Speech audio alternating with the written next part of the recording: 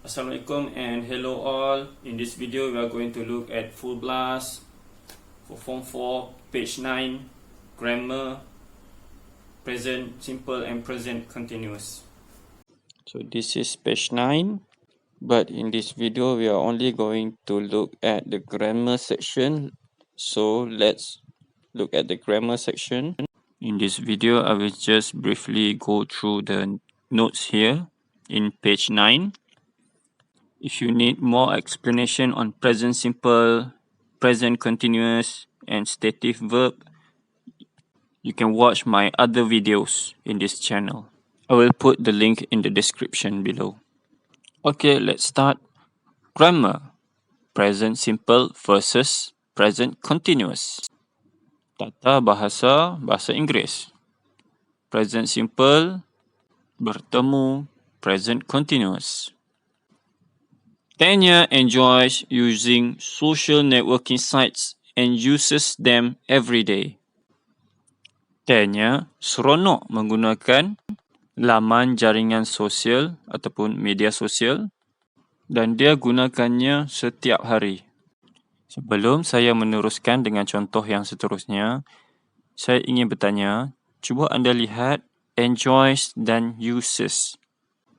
Kenapakah dua verb ini, dua kata kerja ini ada S? Kita tambahkan S di belakangnya. Ya, betul. Sebab subjeknya, Tanya, adalah singular. Seorang, satu.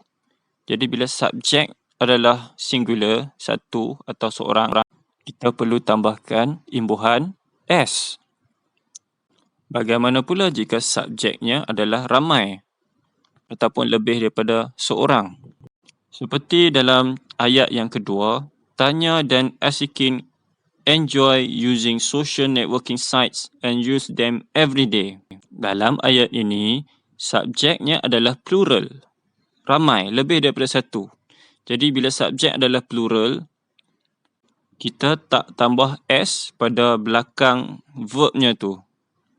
Sama juga untuk ayat yang ketiga, jika kita tak mau sebut nama perempuan tu, kita hanya refernya kepada perempuan itu, the girl. Jadi the girl tu maksudnya seorang lah, singular. Jadi kita kena tambah S pada verbnya, kata kerja. Jadi enjoys dan uses. Tetapi jika kita nak cakap tentang dua orang perempuan atau lebih, so kita guna girls. Plural, ramai. Ada S tu maksudnya ramai. Jadi verbnya kita tak perlu tambah S dah. So the girls enjoy using social networking sites and use them every day. Okay, let's continue. She is playing an online game at the moment.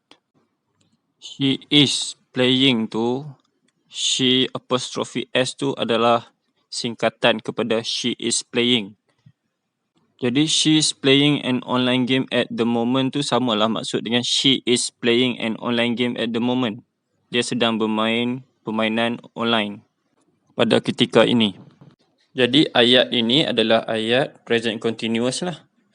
Ayat present continuous ni terdiri daripada subjek, verb to be itu is, am dan are, dan juga verb yang kita tambah ing di belakang verb tu. Jadi bila nak guna is, am atau are, kita gunakan verb to be is jika subjeknya adalah singular, satu atau seorang. Kita gunakan am untuk I am playing, I am writing. Dan jika subjek itu ramai, lebih daripada seorang, lebih daripada satu, kita gunakan are. Okay, jika she itu adalah satu, merujuk kepada seorang perempuan, menunjukkan dia sedang bermain. Jadi kalau ramai ataupun lebih daripada seorang perempuan, kita guna are lah. Contohnya, the girls, ramai, ataupun they are playing at the moment. Okay, let's continue. I don't understand why Emma is always chatting on the net with Linda. They see each other 5 times a week. Tomorrow they are spending the whole day together. I don't understand tu, don't understand tu adalah contraction lah, singkatan kepada I do not understand. Jadi ini adalah stative verbs.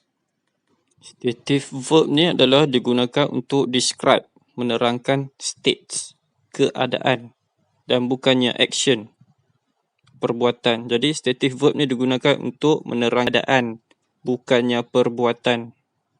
Contohnya seperti yang diberi inilah. See, like, want, seem, understand, need, believe, imagine. Dalam ayat ni dia guna understand lah. Bukannya perbuatan lah, maksudnya keadaan lah seseorang faham sesuatu. Berbalik kepada ayat tadi. I don't understand why Emma is always chatting on the net with Linda. Saya tak faham kenapa Emma selalu berbual di internet dengan Linda.